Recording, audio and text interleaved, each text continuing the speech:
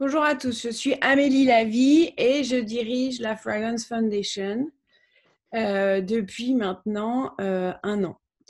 Euh, hop, voilà, j'appuie juste sur le bouton pour déclencher l'enregistrement. Je recommence. Bonjour à tous, je suis Amélie Lavie, je dirige la Fragrance Foundation depuis un an. Avec Lawrence, au début du confinement, on a eu l'idée d'inventer ces fameux Fragrance Talks, 20 minutes pour découvrir un sujet ou le comprendre ou l'appréhender. Alors Lawrence, c'est un de mes complices de toujours, donc il en a fait plusieurs. Il est très rompu à l'exercice. Je vous remercie à tous les 40 participants d'être là aujourd'hui. Deux mots, la Fragrance Foundation, c'est une association qui réunit tous les acteurs de la filière parfum et qui a pour objectif d'être la voix de la filière parfum auprès du grand public, mais c'est aussi une réunion, un groupe de 165 000 personnes volontaires, bienveillants, qui travaillent dans l'industrie de la parfumerie, qu'il faut évidemment, ou en tout cas que j'essaye d'animer et de nourrir. Lawrence aujourd'hui va nous parler de la maturité des marques, de certaines marques sur le e-retail.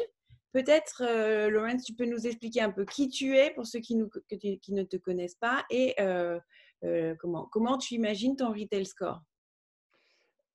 Alors, merci Amélie. Effectivement, je me souviens avec émotion, on va dire, de notre première conversation sur le sujet et du premier Fragrance Talk qu'on a fait. Euh, je me souviens à l'époque, on était en plein confinement et on s'est dit, on va profiter de ce confinement où les gens ont un peu plus de temps pour contribuer à l'éducation euh, du marché sur un certain nombre de sujets. Ou en tout Et cas, là, tu m'as dit, partager des savoirs et apprendre un truc à un copain, quoi. C'était voilà. vraiment ça. Et là, tu m'as dit, bon, d'accord, je veux bien que tu parles du digital. On va mettre d'autres sujets un petit peu plus profonds quand même. Donc voilà, tous les 6 mois maintenant, je vais avoir le droit de reparler un peu de digital parce que quand même, c'est hyper important. Euh, Pourquoi C'est c'est hyper tellement ça. important? Parce que pour le coup, on vit une époque exceptionnelle. Ça, vous n'avez pas besoin de moi pour le savoir. Et je crois que Philippe en a parlé la semaine dernière, et Valérie en parlait la semaine dernière pour ceux qui étaient là.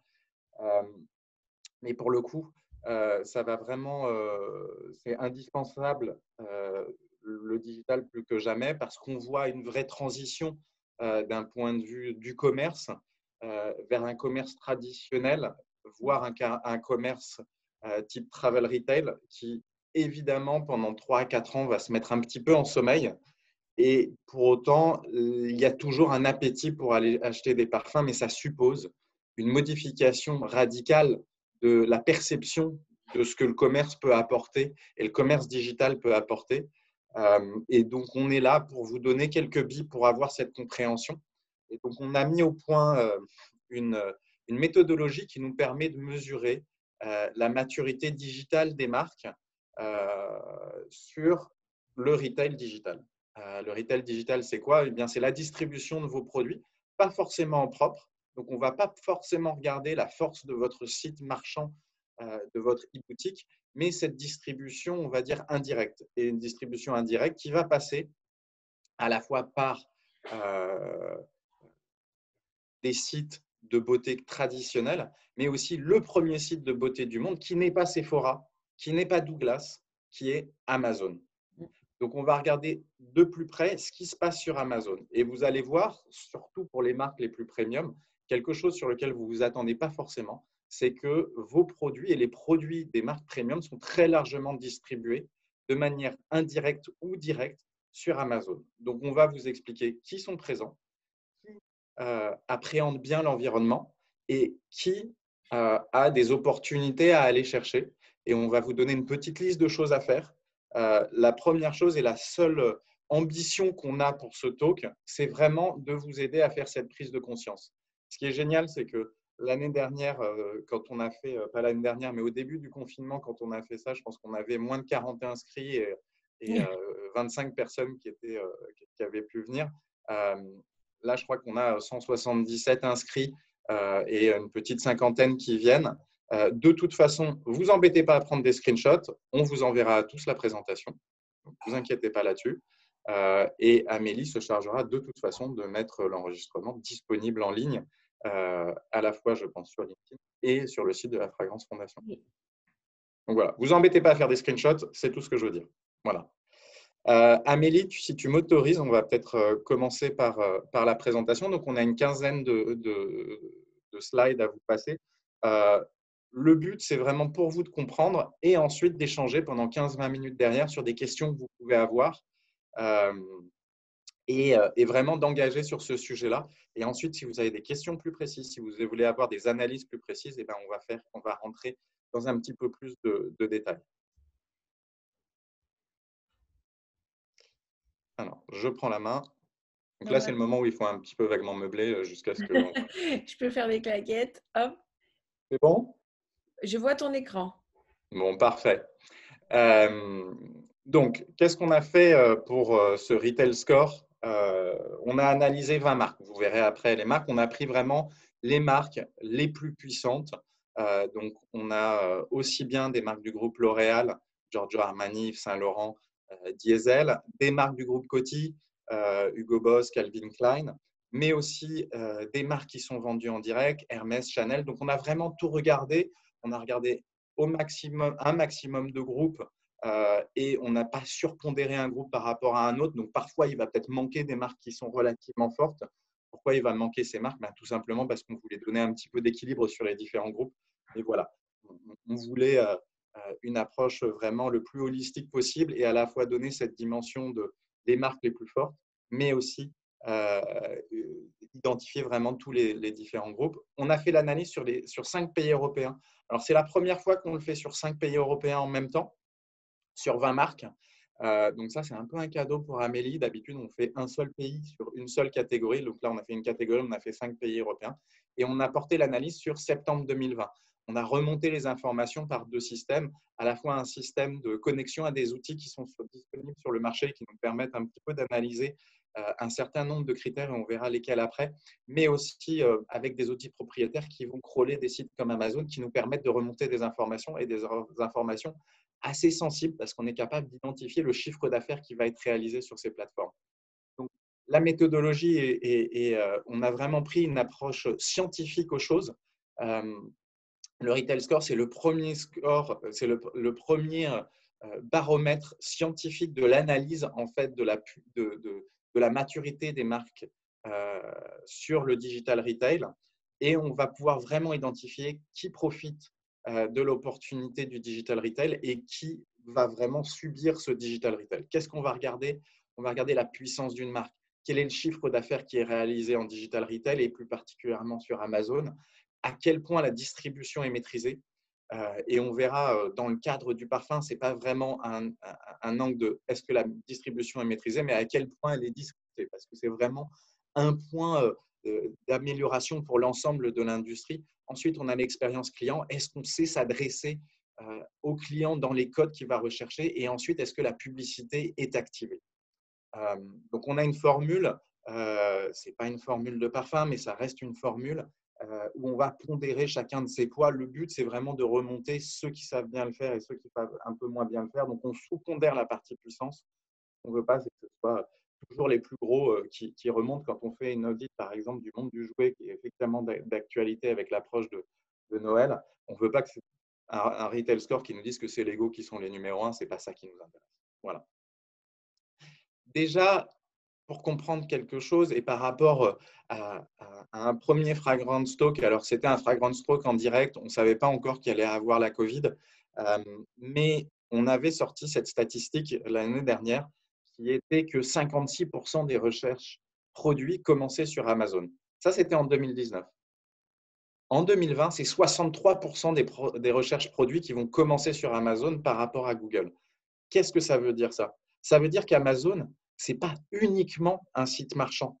Ce n'est pas uniquement un espèce de grand bazar et cette perception que peuvent avoir les professionnels du marketing de se dire c'est un gros bazar avec plein de choses qui sont vendues et donc je ne veux pas forcément m'associer. Il faut savoir que c'est là où les gens vont rechercher les produits et vont rechercher vos produits. Et ça se traduit par un chiffre d'affaires. Les 20 marques qu'on a analysées, on estime qu'en 2020, elles vont générer 320 millions d'euros de chiffre d'affaires sur les 5 pays qu'on a analysés. On aurait pu rajouter les États-Unis, mais on voulait quand même un prisme un petit peu européen. Si on avait rajouté les États-Unis, on serait à 350 millions d'euros sur une seule plateforme qui est Amazon. C'est vous dire la taille que ça peut représenter et l'importance que ça peut avoir. Alors oui, quand on regarde le groupe L'Oréal dans sa totalité, ça peut être quelque chose qui n'est pas forcément très important, mais la réalité, c'est que c'est une part non négligeable du chiffre d'affaires. Et ce que les gens d'Amazon nous disent, c'est quand l'opportunité est bien prise, ça peut représenter jusqu'à 10% du chiffre d'affaires. 10% du chiffre d'affaires, pas 10% du chiffre d'affaires digital, mais 10% du chiffre d'affaires d'une marque de parfum peut se réaliser sur Amazon si on prend vraiment toutes les opportunités. Et pourquoi c'est important? C'est parce que les marques, traditionnellement, ont une approche multicanale. Toutes les marques, d'une manière ou d'une autre, vont avoir un site de marque. Ensuite, vont avoir des présences sur les sites spécialisés beauté. Alors, évidemment, Sephora, Douglas dans les pays où c'est pertinent, Origin, mais aussi des choses qui peuvent être un petit peu plus subites, type un Notino. Mais ce qu'on se rend compte, c'est que Amazon va représenter presque la moitié de ce que l'ensemble des sites spécialisés beauté vont représenter, et beaucoup plus que le site de marque. Pourquoi? Parce que pour un consommateur, il va aller sur Internet pour racheter des produits, des parfums qu'ils connaissent bien, des parfums avec lesquels ils ont l'habitude d'être. Tous les runners, eh ben, il va aller sur Internet. Pourquoi? Parce que c'est un achat de répétition finalement. Il connaît déjà le parfum, il ne va pas être dans une phase de découverte. Et quoi qu'on en dise, les sites spécialisés beauté, c'est ça qu'ils apportent. Ils apportent une commodité. Et les consommateurs, ils n'ont pas envie d'aller vers un nouveau site de marque. Ils n'ont pas envie de laisser leurs coordonnées. Ils n'ont pas envie que la livraison, elle prenne peut-être 1 jour, 2 jours, 3 jours ou 5 jours. Donc, le fait d'avoir une livraison rapide, le fait d'avoir un service irréprochable, c'est hyper important pour eux dans cet acte d'achat. Et c'est pour ça qu'Amazon va prendre une place, et une place qui est prépondérante. Et qu'est-ce qui s'est passé avec la Covid? C'est qu'on a eu un effet indéniable, à la fois sur le chiffre d'affaires, mais sur les volumes de requêtes. Donc là, par exemple, on a pris le mot-clé Women Perfume sur un pays anglo-saxon, et historiquement, on était de l'ordre de 12 000 requêtes par semaine. 12 000 requêtes par semaine sur un mot-clé qui est générique et qui est quand même très large. Et qu'est-ce qui s'est passé avec la Covid? Évidemment, tous les magasins ont commencé à fermer. Donc, il y a eu une première réaction où les gens ont arrêté d'acheter. Donc, on a une diminution de la courbe. On voit un premier pic qui correspond à Noël, qui est un pic traditionnel. Ensuite, un deuxième qui correspond à la Saint-Valentin. Et ensuite, on a l'effet début du confinement. Et ensuite, les gens commencent à racheter des produits. Et qu'est-ce qu'on se rend compte? C'est cette augmentation dramatique. On a fait x5 en termes de requêtes par rapport à pareille époque l'année dernière. x5. Ensuite, effectivement, il y a une diminution à partir du moment où les magasins ont commencé à réouvrir. Et ce qu'on se rend compte, c'est qu'on a doublé le volume de requêtes, plus que doublé le volume de requêtes. Donc, ça veut dire qu'il y a une évolution, une tendance de fond vers beaucoup plus de requêtes et beaucoup plus de chiffres d'affaires qui se réalisent en digital commerce. Et ce qui est important aussi, c'est que les gens ne recherchent pas que les marques.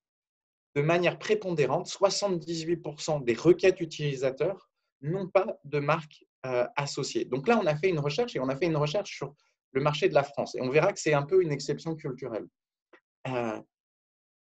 Le mot-clé parfum femme va être recherché, et c'est quand même quelque chose de très large, 22 000 fois par mois. Là où parfum Jean-Paul Gaultier va être recherché que 7 000 fois par mois.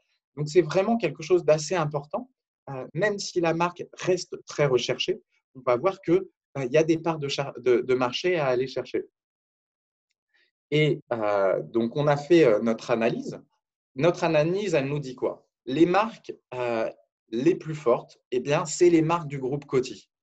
On a Hugo Boss, on a Calvin Klein et on a Lacoste. Les 3 marques prennent le haut du classement. Pourquoi? Et on verra après, parce qu'il y a eu une vraie démarche de prise en compte d'Amazon dans le parcours d'achat. Ensuite, on a des marques du groupe Puig, Paco Rabanne et les parfums Estée Lauder. En fait, on va voir après que la place de Paco Rabanne, elle est très élevée, pas tant parce qu'il y a une prise de parole et une prise de conscience de l'opportunité que ça peut représenter, mais la vigorité du chiffre d'affaires que ça peut représenter. Si on regarde l'ensemble du classement, Donc, vous regarderez chacune de vos marques individuellement et on pourra y revenir lors des questions. On voit bien qu'on a vraiment un trou entre Hugo Boss et Calvin Klein qui sont vraiment présentes à l'année, qui ont vraiment optimisé leur présence, et ensuite le reste du classement. En moyenne, on est sur un 4,1 en termes de retail score, ce qui est extrêmement bas. C'est, dans toutes les catégories qu'on a analysées, la catégorie qui est vraiment la plus basse. En moyenne, on est, toutes catégories confondues, on est entre 6 et 6,5. On a des catégories extrêmement matures, vous pouvez imaginer, quand on est sur l'audio ou sur l'informatique, qui sont à plus de 7,5. Et ensuite, on a des catégories… Un score sur 10 ? Sur 10, oui. Okay. Et qui reprend les différents éléments qu'on a pu voir qui composent le retail score. Et pour autant, ces marques, pour vous donner une idée, le monde de la beauté est en train d'évoluer. Alors, dans le prisme du parfum, on est plutôt les plus résistants et les plus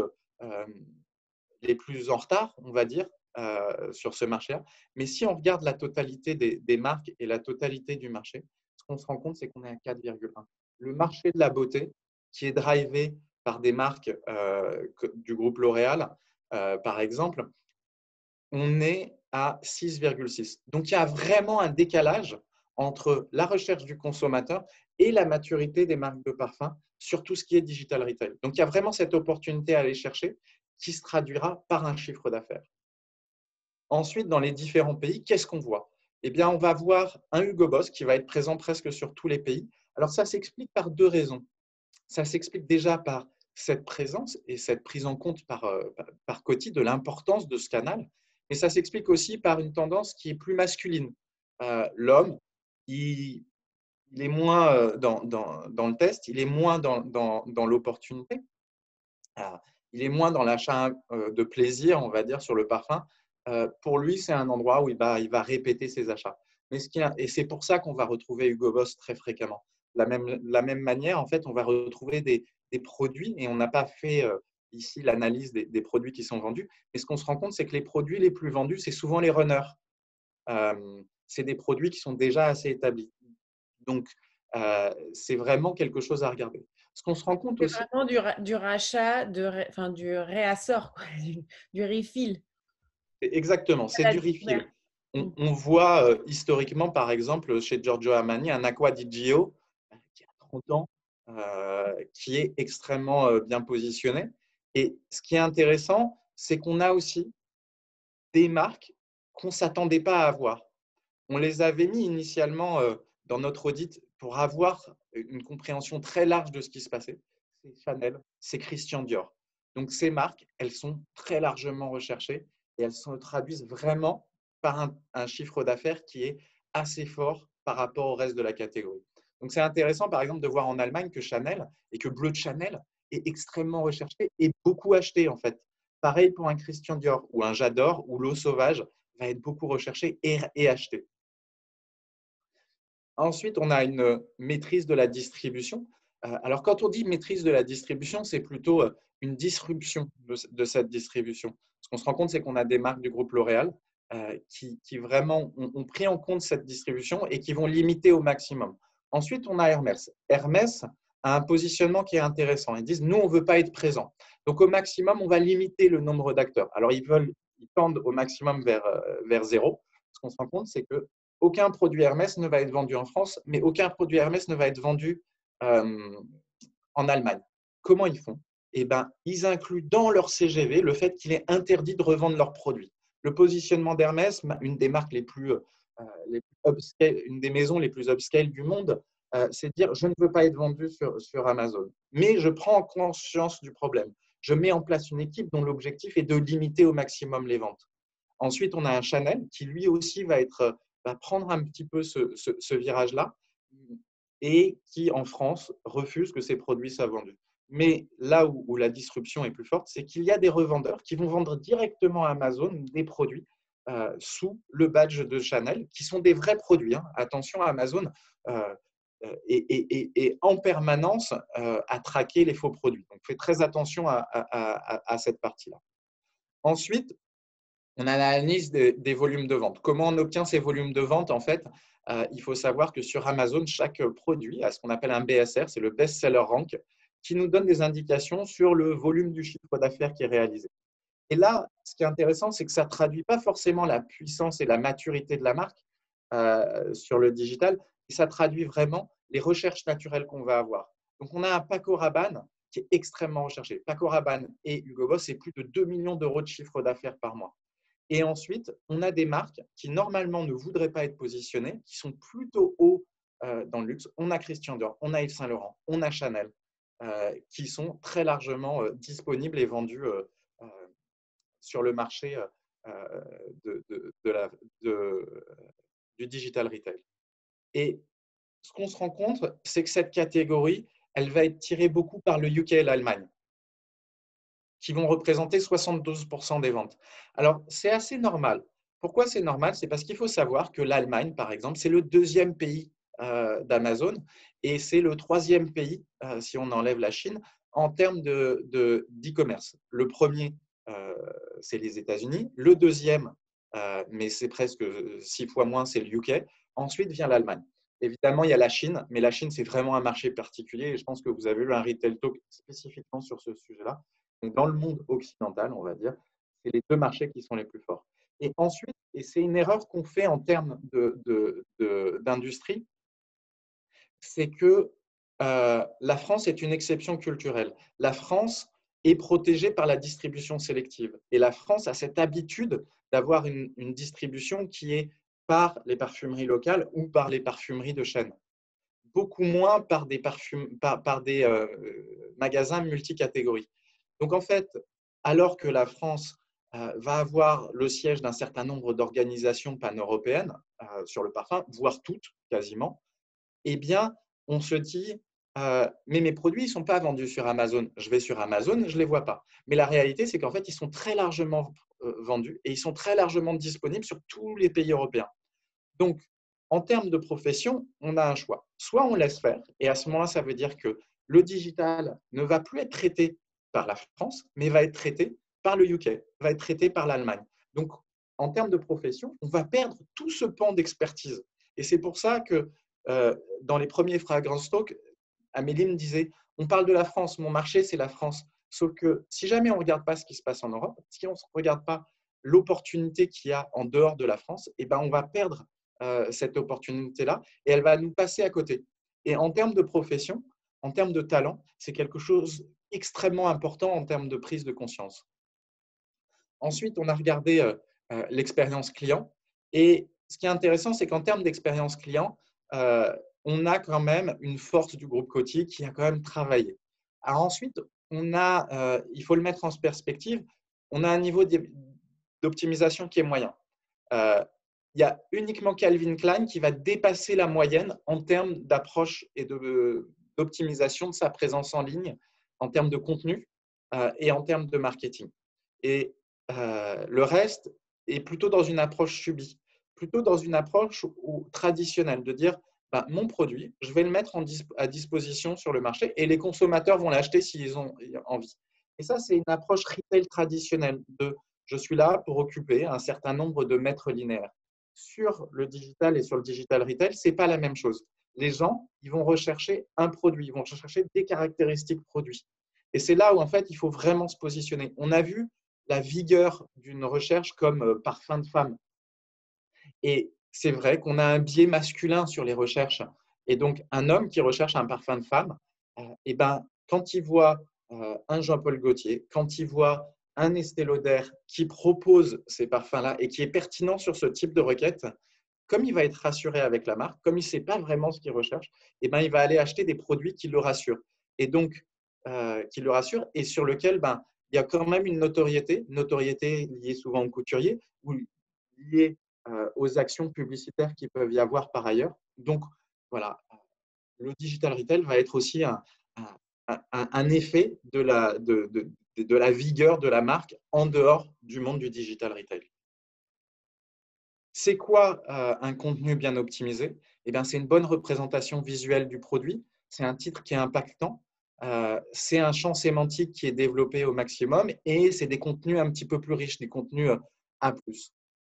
Ensuite, c'est aussi une bonne présence d'un point de vue publicitaire. C'est quoi? C'est une mise en avant et une présence sur les requêtes des consommateurs, sur des produits qui ont des fiches produits à jour, une activation qui va dépendre en fonction des objectifs, soit des objectifs de vente, soit des objectifs de visibilité.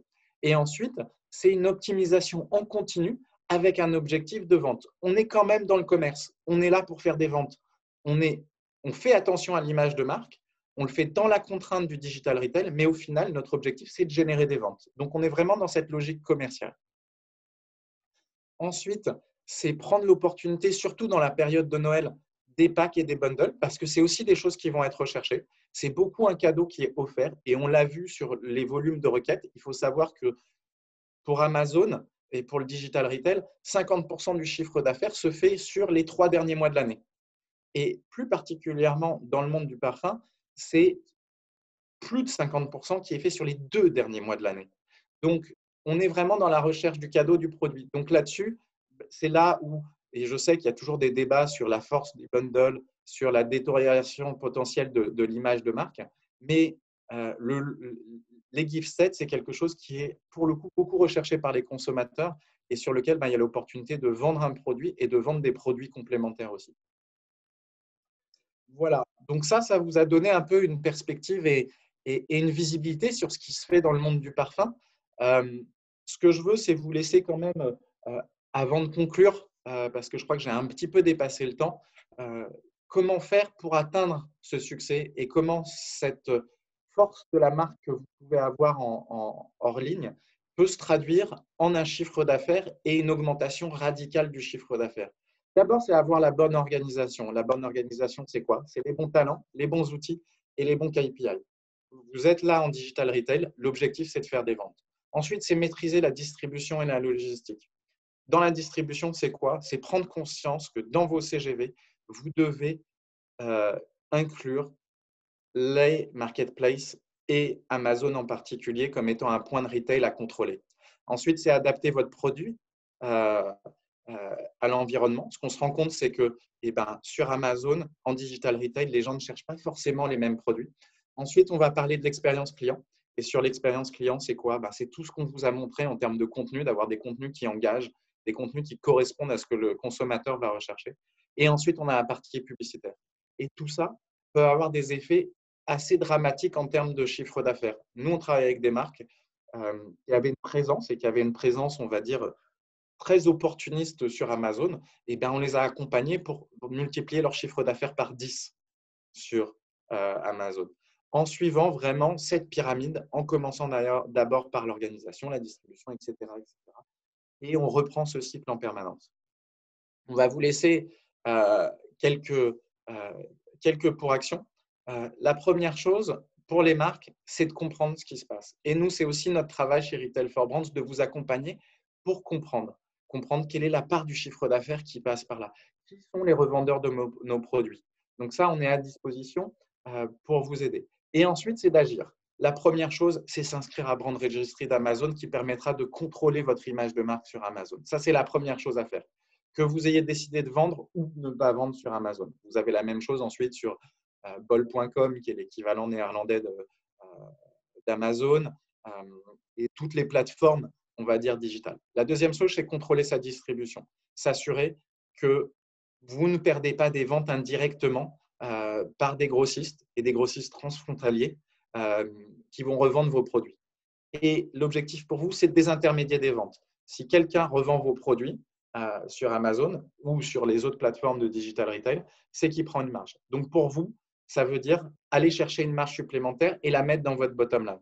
Ensuite, c'est travailler les contenus pour avoir des contenus qui correspondent au code du digital retail, en enrichissant les visuels parce qu'on a besoin de visuels qui sont engageants, pas juste un pack-shot du parfum en boîte, mais justement plutôt du flacon.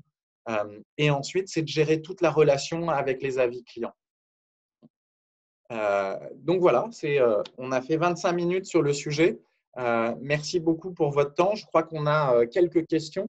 Amélie, si je te laisse les distribuer. Donc, je voulais juste que tu nous rappelles les sources de tous les chiffres que tu as annoncés. Mhm. Euh, Alors, ouais. Alors, en termes de sources, on est allé chercher des sources. On a des outils qui sont disponibles sur le marché. Un outil qu'on utilise qui s'appelle Jungle Scout, qui nous donne beaucoup d'informations et beaucoup de détails sur le comportement des sites. Et ensuite, eh ben, on va aller directement crawler les sites d'e-commerce, soit nous en direct, soit on a des amis qui font ça aussi, des sociétés sœurs qui juste, enfin, des sociétés amies, hein, on n'a pas de relation capitalistique, qui vont justement crawler tout sur Internet. Voilà. En fait, en t'écoutant parler, on se rend bien compte qu'il y a plusieurs enjeux. Le premier, c'est que une filiale copine te pique ton chiffre d'affaires. Est-ce que on pourrait imaginer, comme tu le dis, le socle de la pyramide, c'est l'organisation. Est-ce que ça veut dire qu'à terme, on pourrait carrément imaginer que comment tu appelles ça, les entrepôts soient au Portugal parce que c'est carrément moins cher, que la logistique et Du la coup, elle sera au Portugal facturation aussi. en Pologne et qu'il Ouais. y ait une équipe dédiée à Amazon en France et qui se prête pour tous les pays européens? C'est ça la bonne organisation et c'est ce vers quoi on tend? Alors, étant donné le type de produit, étant donné l'importance du transfrontalier en fait dans le digital retail, et c'est le succès de certaines plateformes pures digital retail, hein, je ne parle même pas que d'Amazon qui font que du parfum. Regardez, il faut regarder vers la République tchèque. Hein. Je pense que tout le monde a compris de qui je parlais. Ce succès-là, en fait, il est fait qu'il y a beaucoup de filiales qui étaient extrêmement locales parce que la distribution était locale et c'est normal, qui profitent en fait de prix qui vont être différents marché par marché, de produits qui vont être très légèrement différents et donc qui induisent des prix différents. Euh, et, et, euh, et comme on est beaucoup sur du refill, et ben, des produits qui parfois sont faits pour de la solderie, et ben, qui arrivent et qui se présentent comme comme un produit premium. Donc, des intermédiaires qui vont prendre 40% de marge au final. Voilà, donc il faut une organisation centrale, il faut une prise de conscience centrale. Et il faut vraiment une coordination centrale. Et le meilleur moyen de le faire, c'est de le faire là où les parfums sont designés, là où les parfums sont fabriqués. C'est en France, c'est en Suisse. Euh, c'est à Grasse, c'est à Paris, c'est à Genève. Voilà. Est-ce que tu crois qu'un jour, Amazon va faire comme Tmall et dédier un espace au luxe et au parfum? Alors, c'est pas, je pense, on le sait, euh, ils ont déjà commencé à créer des plateformes dédiées au luxe sur invitation. Donc, on retrouve le même exemple que Tmall Pavilion, effectivement. Ils ont commencé aux États-Unis avec Oscar de la Renta. Je pense qu'ils vont d'abord travailler le marché américain parce que ça représente 60% presque du chiffre d'affaires. Et effectivement, il ne faut pas confondre ensuite le luxe, le vrai luxe, et dans lequel gravite l'univers du parfum. Euh, euh, il y a des vêtements de luxe et il y a les parfums de luxe. Voilà, c'est pas exactement la même chose. Et dans l'expérience client, c'est pas la même chose non plus.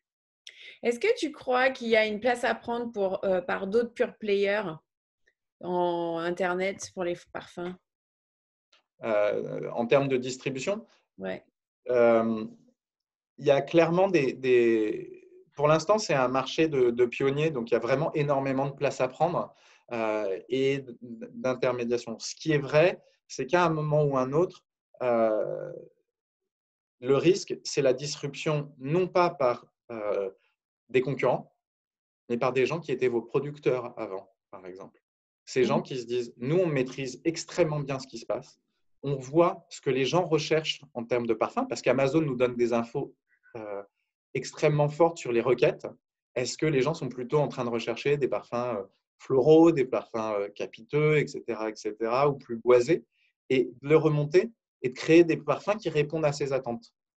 Donc, et ce qu'on se rend compte, c'est que ça a commencé dans le monde de l'électronique. Ensuite, on a eu sur la beauté, c'est qu'on a et ça va arriver sur le parfum, on va avoir des marques qui sont pure player digital et qui vont prendre leurs sources du digital, qui vont apprendre de ce qui se passe sur le digital pour justement créer des produits, les proposer en distribution. Et autant moi, je suis un avocat du digital et du digital retail, autant je suis persuadé que sur le parfum, on a quand même besoin d'une découverte en ligne, hors ligne, en lieu physique. Mais cette interaction entre les deux, je pense qu'il y a la place pour des marques direct to consumer de se créer, de grandir, de s'appuyer sur Amazon et sur le digital retail pour débuter leur croissance et ensuite d'exploser. Alors moi j'ai deux questions. La première, est-ce que tu penses qu'il y a de la place pour la parfumerie d'auteur sur Amazon? Alors, c'est une bonne question. Je pense que pour la parfumerie d'auteur, Amazon est très bon pour créer des runners, pour amplifier tes runners. Moi, pour de la création. Et je trouve que Tu as dans déjà un best-seller, autant le mettre sur Amazon, mais si tu es au tout début, c'est un peu tôt. C'est ça que tu veux dire? c'est un peu tôt dans la démarche. Et pour le coup, ça risque d'être un petit peu déceptif pour une marque. Ensuite, il y a des segments très particuliers qui ne sont pas exactement dans le parfum corporel, mais par exemple sur des bougies parfumées, par exemple. C'est quelque chose qui peut prendre, même sur des produits premium, avec l'environnement d'Amazon, parce que dans les périodes de Noël, ce qu'on voit, c'est qu'il y a des populations de plus en plus grandes qui ne vont acheter que sur Amazon, leur cadeau de Noël, par exemple. Et sur ces segments-là, sur quelque chose qui est quand même un petit peu moins impliquant, mais qui reste dans le domaine de l'olfactif, eh bien, il y a des marques qui commencent à prendre des parts de marché sur des segments qui ne sont pas forcément de l'access, qui ne sont pas du sur-premium. Hein, on n'est pas sur du Baobab ou autre, mais qui arrivent à justement prendre un peu cette position intermédiaire de gens qui veulent des produits de qualité, qui puissent être au pied du sapin. Mais c'est marrant parce que, en fait, je me disais tout à l'heure, quand tu disais la moitié des recherches, c'est parfum femme, par exemple. Donc, les gens ne s'occupent même plus de la marque. Est-ce que l'idée, justement, c'est pas ça? C'est d'être à l'affût de la bonne affaire, d'avoir une marque qu'on sait plutôt légitime et plutôt qualitative à un prix super accessible ou en tout cas un peu plus léger. Bah, ce qu'il faut savoir, c'est que la première chose que les gens vont regarder maintenant sur Amazon, c'est la rapidité de livraison. C'est surtout Plus ça que qu'ils cherchent, c'est un truc rapide. c'est la sécurité et la rapidité de livraison. Et 26% des consommateurs sont prêts à abandonner une vente si la livraison ne se fait pas en une journée, si la livraison est payante. La réalité, c'est que la livraison est toujours payante, elle est inclue dans le prix final, mais tu prends deux produits. Tu prends un produit à 40 €, livraison payante à 5 €, et tu mets un autre produit à 45 €. Le taux de conversion sur le produit à 45 € sera presque 2 fois livraison gratuite, celle de 40 plus 5 €. Il y a vraiment un effet psychologique qui est rapide. Et en fait, c'est ça que les gens vont rechercher. C'est effectivement, ils vont rechercher un prix qui est le plus optimisé. Ils savent qu'ils l'ont avec Amazon, ça fait partie de leur promesse. Mais quand il est le 22 décembre et que tu as oublié tes cadeaux, Non, ça ne m'arrive jamais. je ne parlais pas de toi. Je parlais plutôt, et là-dessus, c'est assez intéressant parce que voilà, nous, on travaille avec on travaille aussi bien sur de la beauté, sur du jouet et sur de la mode et de la joaillerie. Ce qu'on se rend compte, c'est que le marché du jouet, il y a un décalage presque de 10 jours entre la vente et le jour de Noël, parce que c'est le truc sur lequel tu ne peux pas avoir de mauvaises surprises. Oui, c'est ça. Sur de la beauté et sur du bijou, c'est 2 jours avant Noël. Parce que aussi, tu es sur des produits qui sont plus petits. Donc, quand tu achètes le gros camion, tu sais, ou le gros nerf, hein, Amélie, Oui, on s'y prend à l'avance, on ne veut pas d'enfants qui pleurent. C'est hors de question. voilà. Et qu'il arrive chez toi et qu'il prend la moitié de ton salon parce que tu t'es pas rendu compte à quel point il était énorme, ça, tu veux pas de mauvaise surprise. Et tu dis, comme c'est gros, ça va mettre plus de temps. Alors qu'un petit produit, tu te dis, ça passera beaucoup plus facilement très vite et j'ai pas de problème, il passera par la boîte aux lettres. Alors, cette question qui revient à chaque fois qu'on parle d'Amazon, c'est est-ce qu'on peut concilier image de marque premium avec vente en ligne sur Amazon? C'est un débat qui est intéressant. Ce qu'il faut savoir, c'est que ce n'est pas les marques qui décident, au final, c'est le consommateur. Le consommateur, il recherche les produits. Donc, ça veut dire qu'il considère qu'Amazon est un espace où il peut acheter les produits. D'accord? Et en termes d'image de marque, c'est comme dire il y a 20 ans, je ne veux pas être sur Google. Amazon, c'est un moteur de recherche produit où les gens recherchent des produits. Donc, dire je ne veux pas être sur Amazon, c'est comme dire je ne veux pas être sur le digital il y a 20 ans. C'est la même chose. Et puis, si tu ne le fais pas, quelqu'un le fera pour toi. Voilà, quelqu'un d'autre le fera à ta place. Et surtout, on l'a vu, et d'ailleurs, le talk était en replay, il y a des fondamentaux à respecter si tu veux respecter l'image de ta marque, parce que dans mon souvenir, la façon dont le pli est délivré, la façon dont… En fait, ça te permet d'avoir une expérience marque sur le canapé de ton client, et c'est là où justement tout le premium doit absolument, impérativement exister si tu veux être une marque de luxe présente sur Amazon. Et donc, je vous encourage à regarder ce replay. Peut-être qu'il faudrait qu'on le refasse d'ailleurs, ce talk, sur les fondamentaux d'Amazon. Avec plaisir. Ensuite, il est disponible. Le but aussi, c'est pour vous avoir la compréhension. Et finalement, on a remis les éléments clés, en fait, qui est cette pyramide du succès et ces différentes étapes. Je vais vous remettre le lien du replay, comme ça vous aurez tout. Mais c'est vrai que tu as déjà réexpliqué un petit peu dans ta presse d'aujourd'hui. Alors, je cherche le replay, je vous l'envoie tout de suite, comme ça vous l'avez tous. Hop. C'est parti. Est-ce que vous avez d'autres questions, les copains? Hop.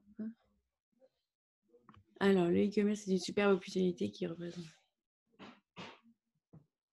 les facteurs clés de succès. Laurence, tu peux peut-être réexpliquer ta pyramide alors. Est-ce que ça te dit de le faire et après on conclura sur ça? Alors, le KPI clé du succès, c'est pas très compliqué, c'est les ventes et le chiffre d'affaires qui est réalisé. Donc ça, c'est le critère numéro 1 de définition, est-ce que j'ai réussi ou pas. Et ce qu'on voit, c'est que c'est quand même pas négligeable. Ensuite, écoute, je vais remettre la pyramide. Je l'aime bien, cette pyramide, donc ça tombe bien. Et en plus, la première fois que je l'ai présentée, elle était moche et là, elle est un peu plus jolie. Elle est un peu jolie, oui, j'ai vu que tu avais bossé. Ouais, on a eu un peu de temps. Alors, on part de l'organisation. Et l'organisation, c'est quoi? C'est déjà une organisation où on transcende la notion du commerce, du digital et du marketing. Pourquoi? Parce qu'il faut des talents de commerciaux. Voilà, il faut vendre les produits, il faut assurer le sell-in. Et il faut des talents d'e-commerce qui est d'assurer le sell-out. Pourquoi? Parce que sur Amazon, tu es aussi responsable du sell-in que du sell-out. Ça, j'en ai peut-être pas assez parlé, mais ce n'est pas juste envoyer les produits à Amazon, c'est s'assurer que derrière, ils sont vendus. Okay.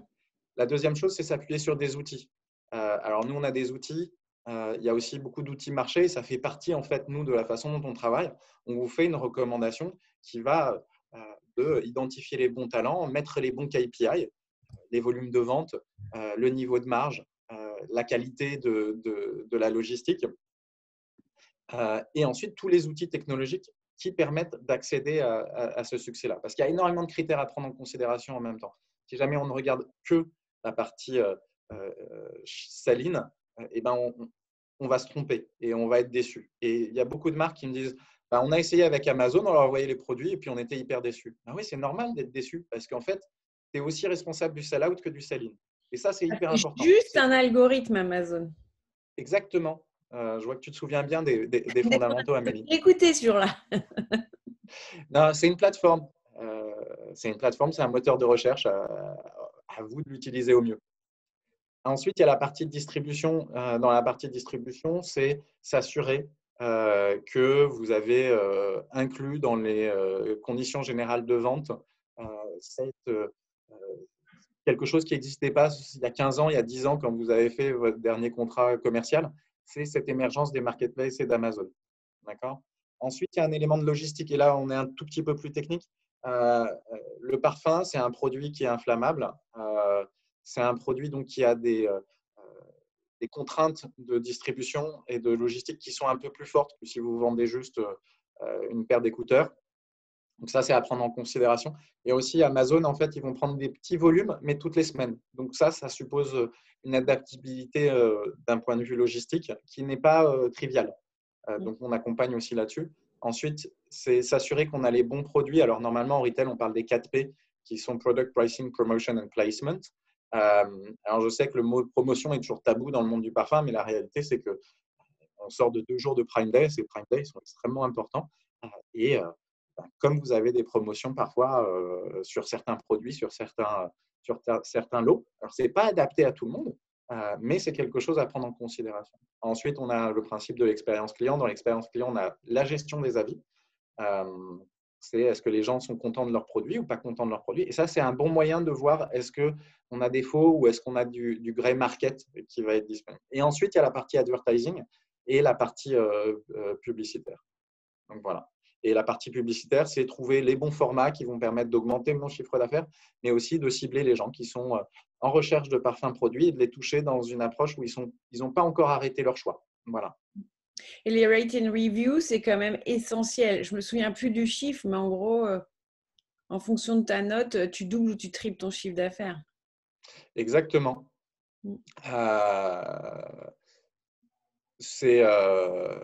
On est sur des chiffres d'affaires, excuse-moi, on est sur un 79%, je crois, des gens, si je me souviens bien de la statistique, mais c'est de l'ordre, on va dire 4 personnes sur 5, parce que c'est moins précis, je ne suis pas capable d'être aussi précis que la dernière fois, font autant confiance aux avis des consommateurs online que à leurs proches. Voilà. Il y a une question intéressante de Yann-Éric sur l'investissement minimal pour commencer à gérer Amazon. Si on compare l'environnement Tmall, qui est le marché de la Chine, qui a cette particularité d'être un marché extrêmement difficile à pénétrer. Moi, je dis de manière parfaitement honnête, le marché de la Chine, je ne sais pas le traiter parce que ça suppose une relation, ça suppose de travailler avec des Chinois et d'avoir des gens qui sont biculturels, chinois et européens dans ces équipes. Il faut passer par un Tipeee, ce qu'on appelle un Taobao partner, et on a des tickets d'entrée qui sont extrêmement importants. Pour commencer à gérer et optimiser sa présence sur Amazon, je pense que le ticket d'entrée, il est beaucoup plus bas parce qu'il y a une structure minimale à faire dont le coût d'entrée est faible. Nous, on vous fait des missions de conseil qui peuvent commencer entre 5 000 et 10 000 euros, par exemple. Ensuite, ça suppose aussi des ressources chez vous, mais d'un point de vue marketing, distribution, on commence à des prix qui sont relativement bas. Voilà. Donc, plus accessible que sur Tmall. Exactement. C'est certain. Eh bien, écoute, merci. Merci, Laurence. On a un peu dépassé de 20 minutes. Mais à chaque fois, on dépasse de 20 minutes, ce qui est plutôt un bon signe. Si on avait fait 15 minutes, ça aurait été un peu inquiétant. Oui, mais le concept, c'est 20 minutes pour découvrir un sujet, pas 50. Il faut qu'on revoie le concept. Merci à tous d'être venus aujourd'hui. Demain, on avait prévu un talk sur les tendances parfums. Il est annulé et reporté après les vacances. Petit contretemps covidien. Merci. Merci, Laurence. On réfléchit à un prochain talk, peut-être sur les fondamentaux à nouveau. Je ne sais pas. On va voir. On verra en fonction de la demande populaire, non, surtout. C'est ça. Envoyez-nous, si vous avez des demandes, si vous avez envie qu'on traite des sujets, envoyez-nous des mails. Vous avez nos mails. On est là pour ça. À bientôt. Merci. Merci.